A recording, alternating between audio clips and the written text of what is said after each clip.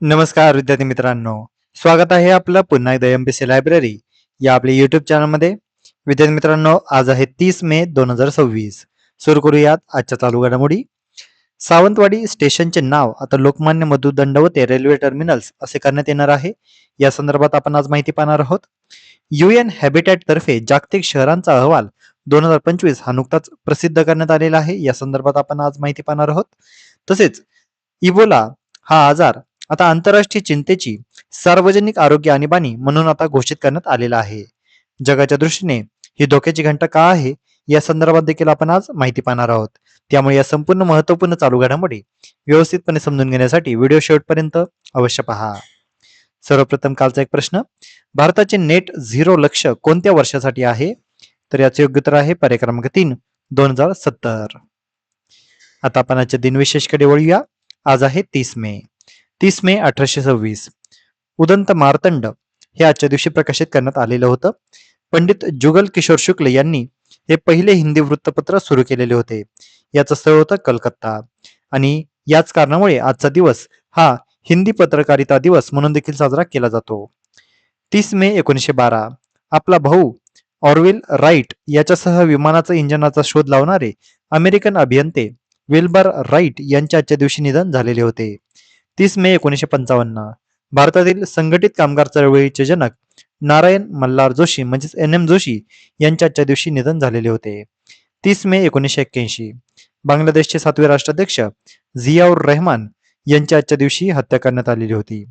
30 मे हा दिवस गोवा राज्य स्थापना दिवस म्हणून देखील साजरा केला जातो, कारण 30 मे 1987 या दिवशी गोव्याला स्वतंत्र घटक राज्याचा दर्जा प्राप्त झालेला होता.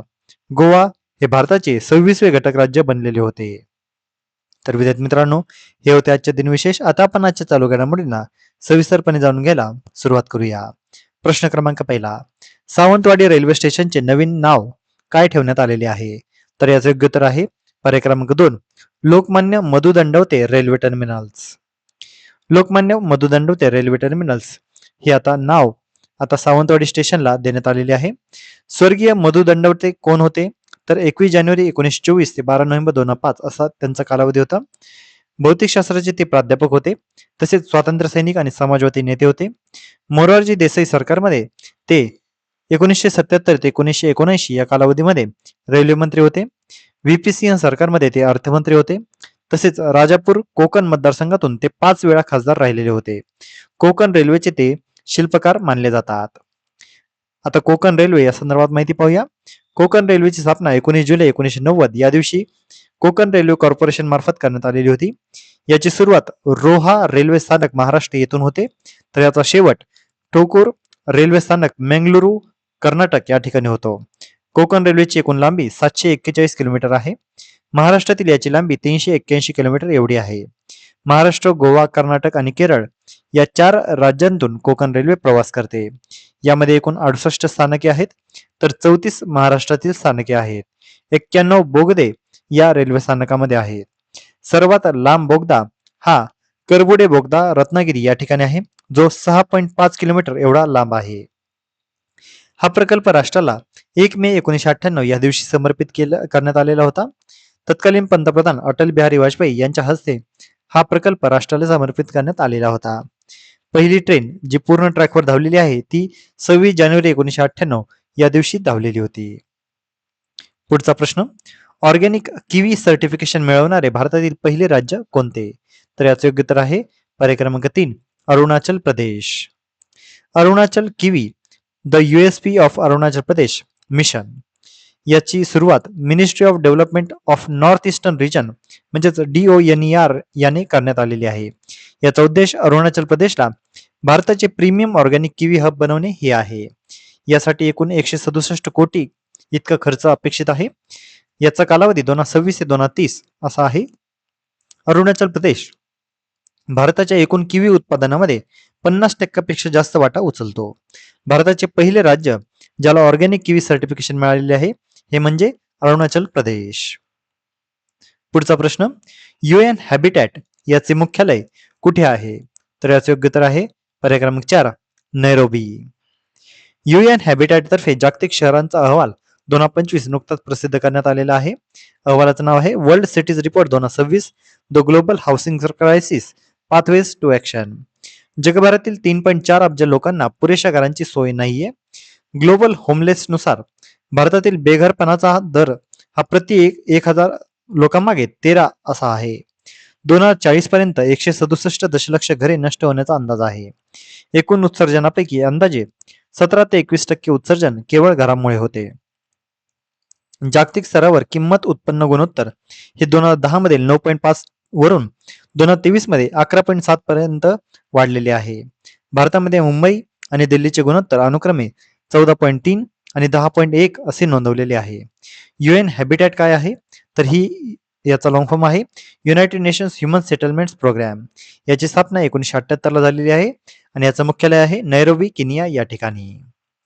पुढचा प्रश्न, भारत फोर्जचे सागरी गॅस टर्बाइन संकुल हे कुठे उभारण्यात येणार आहे तर याचे योग्य उत्तर आहे पर्याय क्रमांक 3 विशाखापट्टणम. आंध्र प्रदेशमध्ये भारत फोर्ज सागरी गॅस टर्बाइन संकुल हे उभारण्यात येणार आहे. भारत फोर्ज आणि आंध्र प्रदेश सरकारमध्ये अशा पद्धतीचा करार देखील करण्यात आलेला आहे. याचा उद्देश आहे युद्ध नौकांमध्ये वापरल्या जाणाऱ्या मराईन गॅस टर्बाइन्सची दुरुस्ती, ओव्हरहॉल आणि स्वदेशी विकास करण्याची सुविधा. भारतातील खाजगी क्षेत्रातील हे पहिले अशा पद्धतीचे टर्बाइन संकुल आहे. ठिकाण आहे विशाखापट्टणम. विशाखापट्टणम मधील 80 एकर जागेमध्ये हा प्रकल्प उभारण्यात येणार आहे. लक्षात घ्या, आंध्र प्रदेशमध्ये भारत फोर्ज सागरी गॅस टर्बाइन संकुल हे उभारण्यात येणार आहे. पुढचा प्रश्न, बुंदी बोग्या इबोला स्ट्रेन बाबत खालीलपैकी योग्य विधान कोणते तर याचे योग्य उत्तर आहे पर्याय क्रमांक 4 कोणतीही मंजूर लस बुंदी बोग्या इबोला स्ट्रेनसाठी उपलब्ध नाही.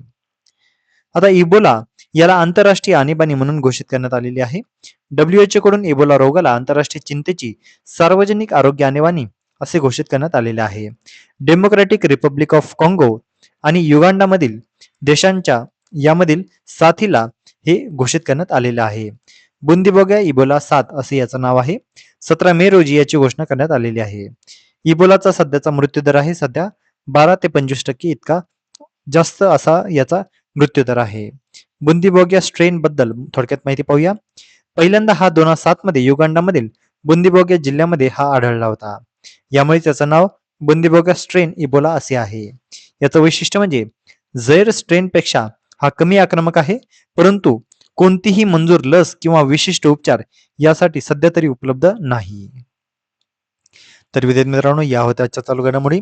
आजच्या महत्वपूर्ण चालू घडामोडी आधारित मी आता एक प्रश्न विचारणार आहे, ज्याचं उत्तर तुम्ही सर्वांनी आता कमेंटमध्ये द्यायचं आहे. प्रश्न आहे, कोकण रेल्वेवरील सर्वात लांब बोगदा कोणता आहे तर यासाठीचे पर्याय आहेत नातोवाडी बोगदा, बारडेवाडी बोगदा, करबुडे बोगदा की परनेम बोगदा.